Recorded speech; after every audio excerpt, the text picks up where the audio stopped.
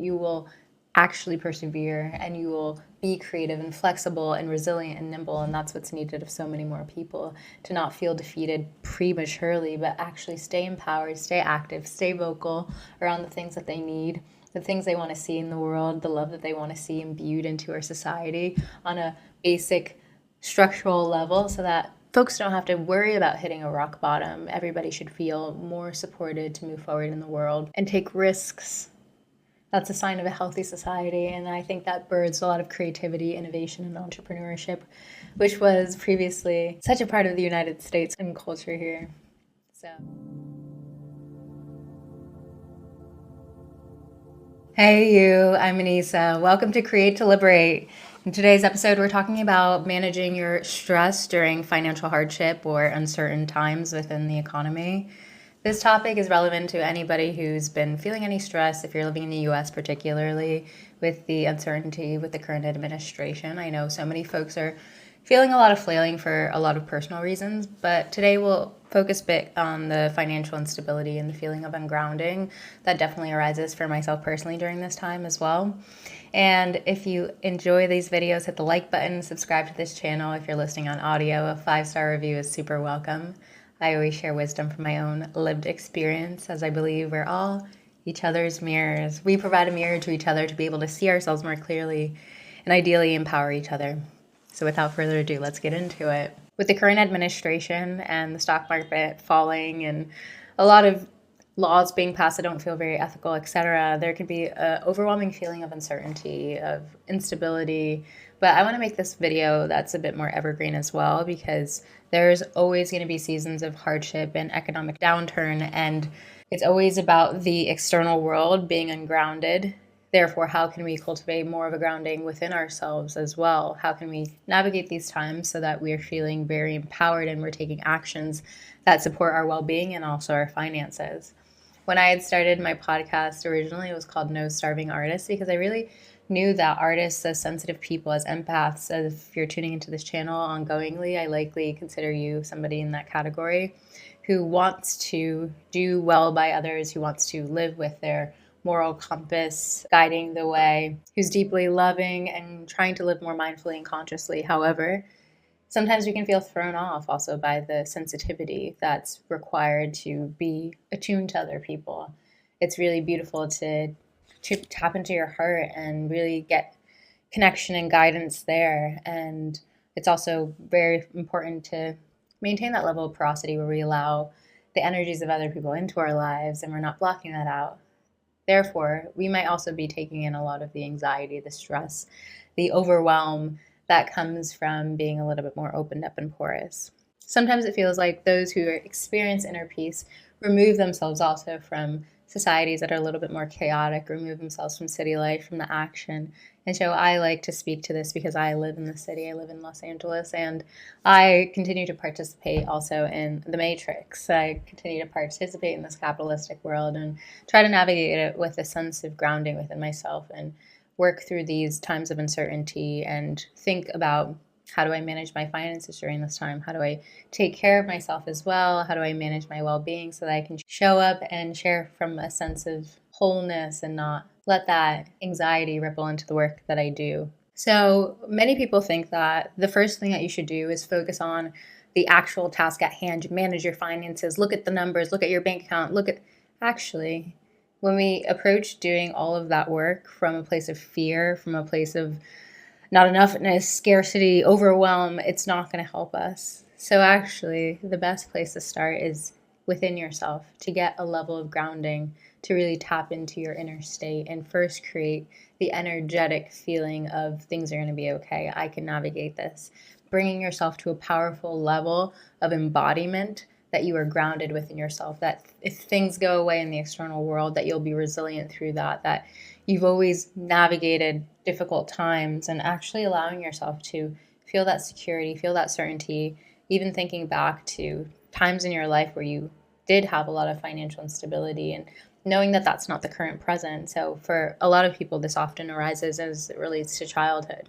For myself particularly, I had a lot of financial stress and instability in my childhood. I always felt like I had to be a provider. I felt very parentified as a child, and therefore carry a lot of this energy of needing to have everything together all the time. And the truth is, I have to just take myself sometimes back to the inner child in me. And you can do this practice too. Take yourself back to the inner child in you, the one who was very fearful, maybe who didn't have that same certainty, or whatever period in life that you need to tap back into.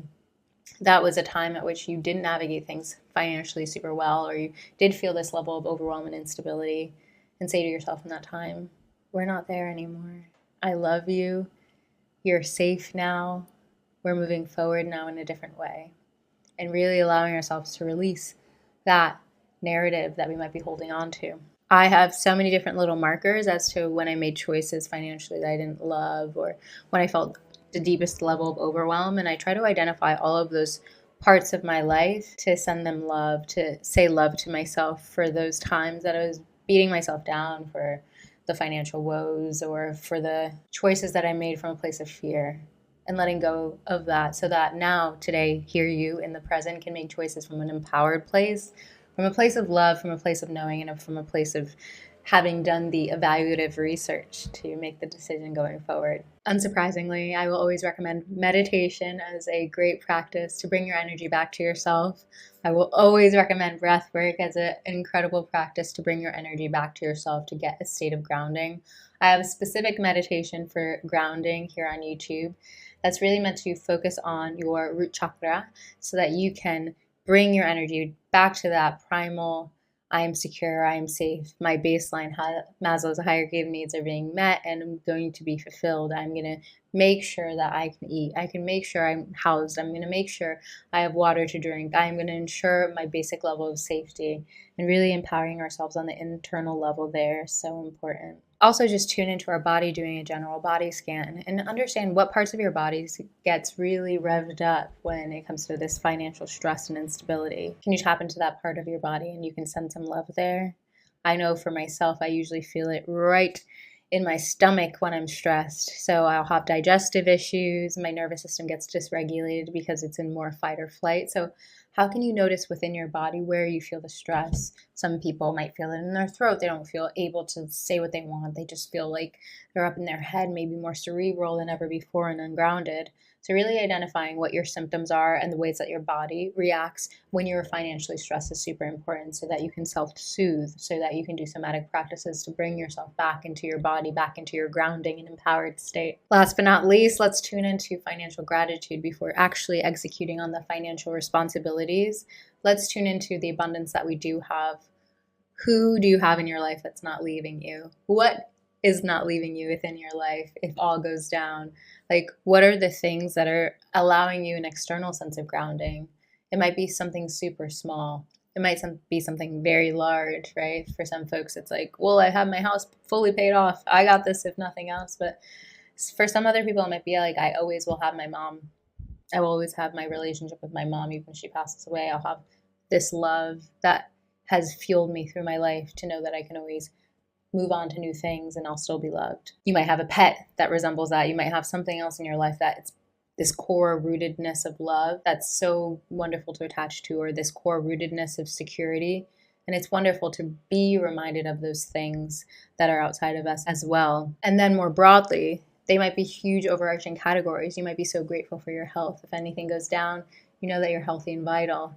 If anything goes down, you know that you can go on a run. If anything goes down, you know that you have your ability to dance, to sing, to express. And how powerful is that? How empowering is it that you have so many abilities within you that are innate to you, who you are, without any of the external things? And then as we bring our attention back to the actual financial responsibilities that we might need to take care of, it's so powerful to focus on what you can control. So in the areas that you can control, you might be scared of losing your job, but why bother spending time focusing on that when you can focus on the ways that you can make yourself even more employable during this time, the ways that you can secure a backup plan, the ways that you could save during this time, the ways that you could invest more during this time more thoughtfully in a way that is more supportive of a economic volatile time, etc. Really identifying your needs during this time is so important, because we might have expenses that are luxury, and it's a time to scale back on those and focus on what do we really need? What do we actually need in this life to be able to feel the level of security that we desire. So we might have a lot of superfluous expenses that need to be reduced so that we can feel the essential grounding. And no question, you can meet those expenses. And what does it look like lifestyle wise if we cannot? Are there larger considerations that you can make as far as moving to different geographic locations, etc.? Is there ways that you can live with other people to save money? And thinking more strategically and creatively arises when you're not in that fear-based state. So I won't go through all of the exploration of the considerations that you can take during this time to secure that you're more financially good. But my overarching aim is for you to feel empowered, to know that it's worthwhile for you to tune into your well-being, your mental health, your mindfulness practices during this time, because they fuel you in being able to make choices from a deeply empowered, grounded state. I'll share for myself personally this morning, I did exactly that.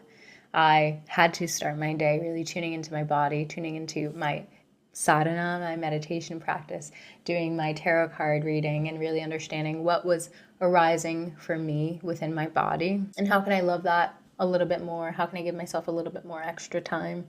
How can I tune into my needs and go take a walk outside before, yes, listening to some financial podcasts and brainstorming some solutions for myself? But if I had done that approach from a fear-ridden energy place, my rest of day would have been overwhelmed with stress and an anxiety around it, rather than I feel empowered to take actions and move forward.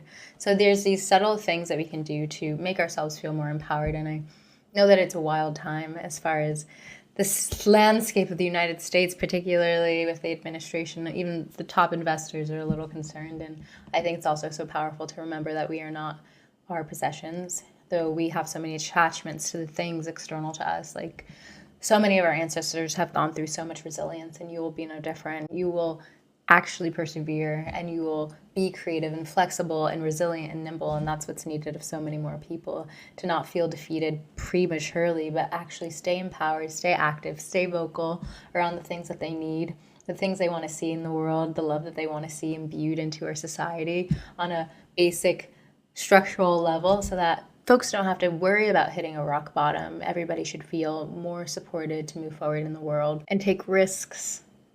That's a sign of a healthy society, and I think that births a lot of creativity, innovation, and entrepreneurship, which was previously such a part of the United States and culture here. So if this resonates with you, if this supported you, I'd love to hear in the comments. Let me know what you liked. If you enjoyed this video, hit the like button, subscribe to this channel, and if you're listening on audio, rate a 5-star review. I'm sending you so much love, deep breathing, and navigating the times ahead. Appreciate you being here.